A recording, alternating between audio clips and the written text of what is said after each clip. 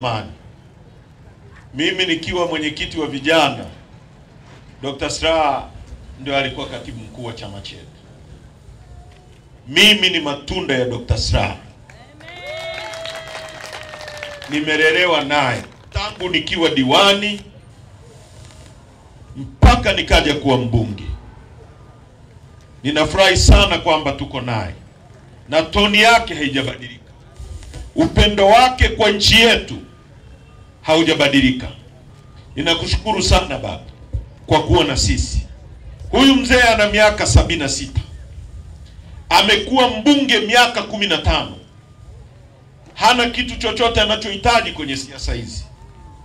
Lengo lake ni kuona nchi yetu inabadilika na inakuwa kwenye mikono salama kwa ajili ya watu wote. Nataka nizungumze mambo matatu kwa sababu ya muda.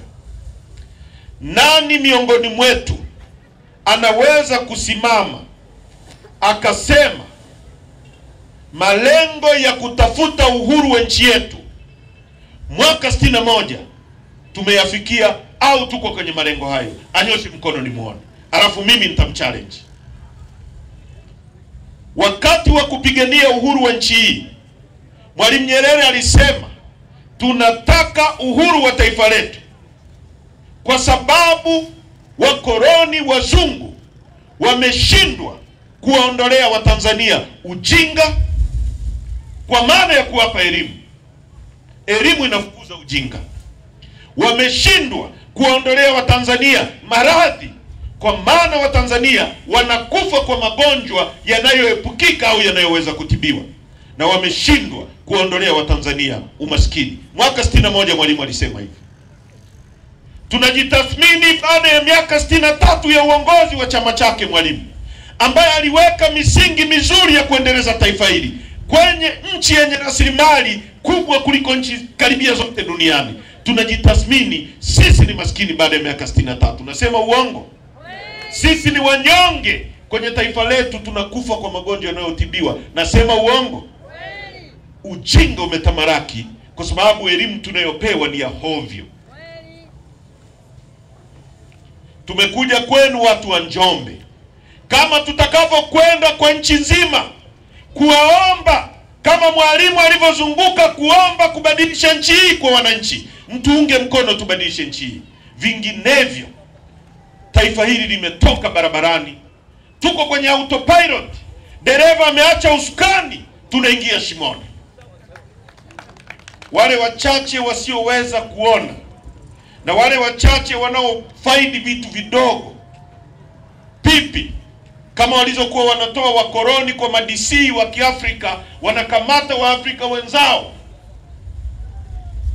ndio hao cheerleaders ambao wanapewa t-shirt na kofia, hawapewi viatu wala hawapewi suruali, wanapiga makofi.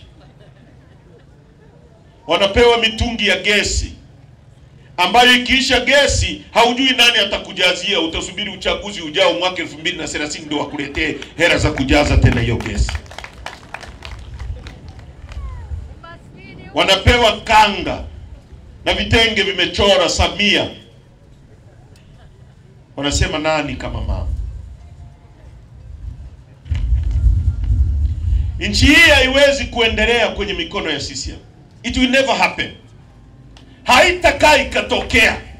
Na kila siku hali itazidi kuwa mbaya. Ndio maana mimi nikiwauliza nyie wenyewe ambao mmeishi miaka mingi kidogo, hivi wakati wa Mkapa na wakati wa Mwinyi wapi kulikuwa na unafuu wa maisha? Watu watasema ni wakati wa Mwinyi, si ndio? Ukiwauliza wakati wa Kikwete na wakati wa nini? Wa Mkapa watakwambia wakati wa Mkapa. Ukiwauliza wakati wa Samia na Kikwete watakwambia wakati wa Kikwete. Tafsiri yake ni nini? Kwamba kila siku hali ya maisha ya watu inazidi kudorora. Rasilimali za nchi yetu zinazidi kuondoka. Huwezi kuendeleza nchi bila kuwa na basic industry kwenye nchi yako.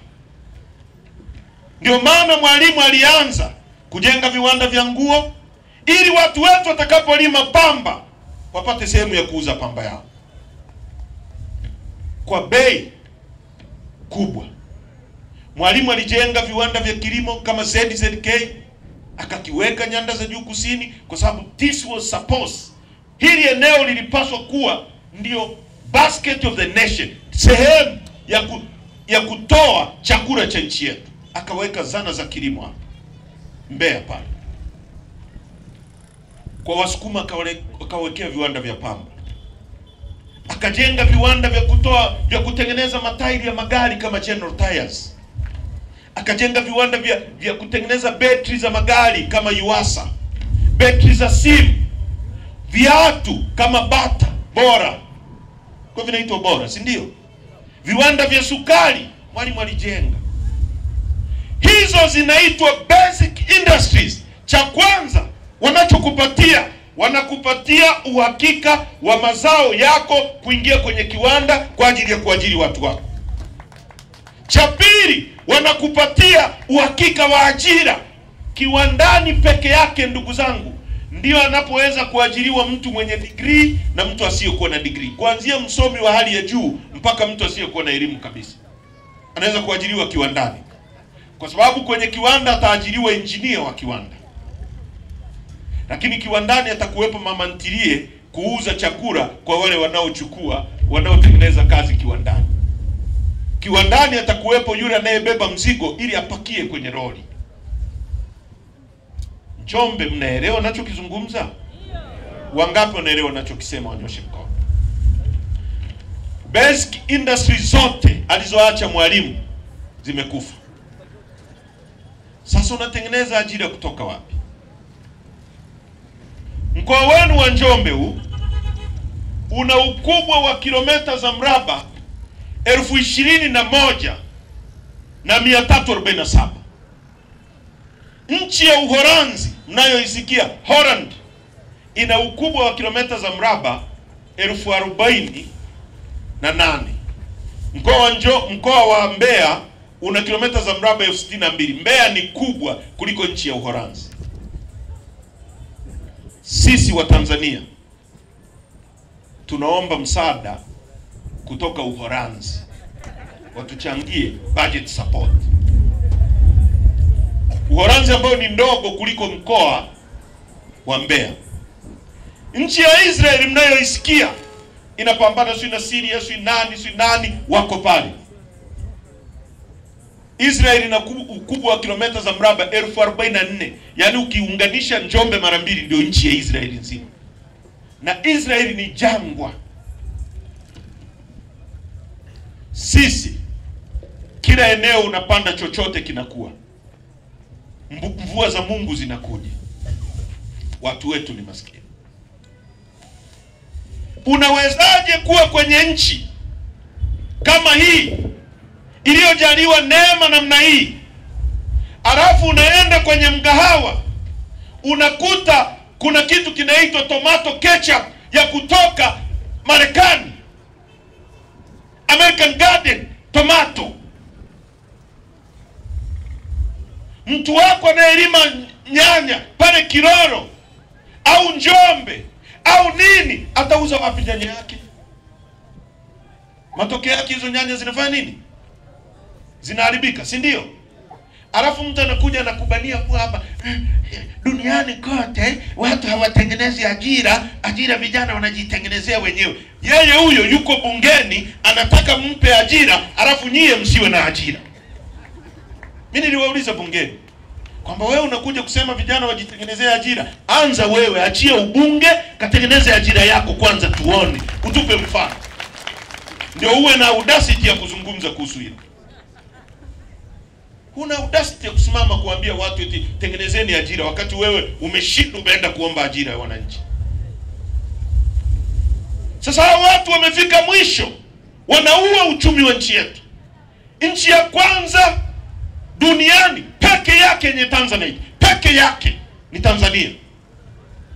Nchi ya dhahabu, nchi ya tatu kwa kuwa na dhahabu nyingi duniani. Ya tatu. Kienda kule kwetu Tarime kuna dhahabu, nenda Geita kuna dhahabu, nenda Kahama kuna dhahabu, nenda Mbogwe kuna dhahabu, nenda Chunya kuna dhahabu, kila kona ya nchi ni dhahabu. Leo nilikuwa naangalia hapo bei ya dhahabu kwenye soko la dunia kwa gramu moja. Gramu ni 255. Gramu, si kama nikisema gramu mnaelewa? Uzito wa wembe. Yaani ukiona dhahabu yenye uzito sawa sawa na wembe ni 250. Tena wembe hili unavunja kwa upande mmoja ndio kanafikisha gramu moja. 250. Nenda Chunya wamejaa wa China ndio wanachimba dhahabu zetu. Nenda Tarime wamejaa wazungu. Nenda Mbogwe, kila kona ni wa China wanachimba dhahabu yetu. Watoto wetu hawana ajira. Hawa vijana wanachohitaji ni serikali yenye akili. Unapopeleka mtoto wako shule, unamfundisha kumasta mazingira yale ulionayo. Ndio maana wazungu wanafundisha watoto wao namna ya kuchimba dhahabu. Wahindi wanafundisha watoto wao namna ya kukata tanzanite. Nyie shuleni watoto wenu wanafundishwa panzi yana miguu mingapi. Wanatoka kule kuja kumiliki dhahabu ya kwenu. In abundance of water a fool is thirsty. Katikati ya wingi wa maji mjinga na kiu. Elimu ya hovyo, viongozi wamechoka, hawana maono.